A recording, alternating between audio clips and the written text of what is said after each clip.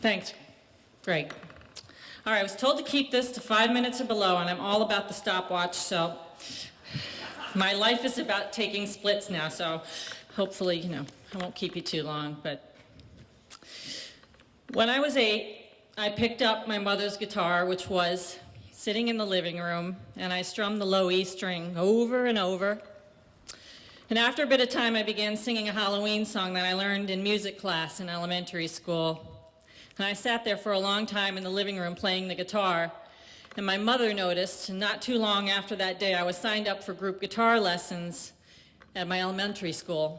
And we played and sang in several school concerts, and playing the guitar and singing and writing songs became something that brought a lot of joy to me when I was a kid. And it was something I carried on through a lot of my high school years. And then when I was 10, my mother died, and around that time, my father began running more. And I would join him on his weekend runs on the beach when we were on summer vacation in Rhode Island, and I'd follow in his footprints until they washed away, and then I'd turn around and wait for him at our little meeting rock, and we'd do push-ups and sit-ups together, and then hit the ocean for some body surfing, and then walk back to the cottage for a big breakfast. And I was probably the only kid who anxiously awaited the time of the presidential fitness test so I could put those push-ups and sit-ups to good use and all that running. I absolutely loved the presidential fitness test. And so my father began running more regularly, and we began running more regularly together, and often would enter road races together. And I can't say that I really loved our weekend runs together all the time. I mean, I was a teenager, but I knew it was our special way of spending time together.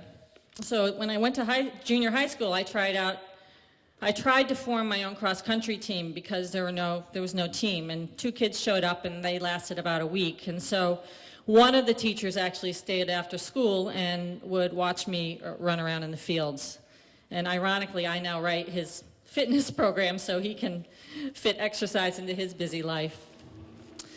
And then I entered Northampton High School, and I was the only girl on the cross-country team, so I ran with the boys' team, and I fit right in, but I was really, really envious of those girls in my competition who were part of big teams, and they were cheering at the starting lines, and they had their face painted their school colors, and they laughed a lot, and I started to struggle with being the only girl member, and I began to struggle academically too, big time, and socially. I just wasn't sure where I fit in, even though to the outside world it didn't seem that way.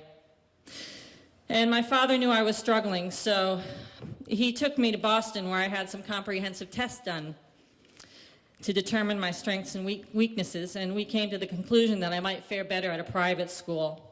So I applied to Northfield Mount Hermon, and I applied to Suffield, and I applied to Williston. And I was rejected at Northfield. I was rejected at Suffield, but Williston accepted me. Yep. And I took my junior year over, which is really hard as a teenager to take a year over, but I did, and I came here and I boarded because I really needed the structured study time, especially at the end of the day. And I needed the increased opportunity for tutoring. And it felt a little strange because I only lived 7 miles away, but I could always run home on the weekend, which I did. And I thrived here. It changed me. The Williston did exactly what my father did and my mother did for me as a kid. This community supported me. They nurtured all of my interests. I joined the cross-country and track teams. I ran with both the boys and the girls. I had Greg Talea as my coach, who was there to calm me down when I ran away 5 minutes before the start because I was so nervous. He had to get me back there. And there was Al Shaler, who was always there at the finish line to give me and all the other runners, a big bear hug. I sang with the Whittakers. I played my guitar again, which I had stopped at Northampton High. I made lots of friends. I played in coffee houses. Shame on you, Northfield and Suffield, for not seeing the potential in a young adult. I went on to have a fantastic college running experience with a big, successful, fun women's team.